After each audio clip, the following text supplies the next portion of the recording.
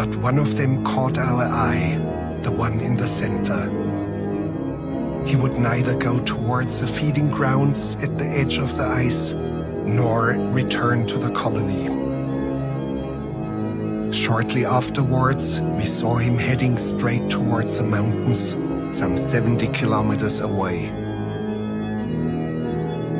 Dr. Ainley explained that even if he caught him and brought him back to the colony, he would immediately head right back for the mountains. But why?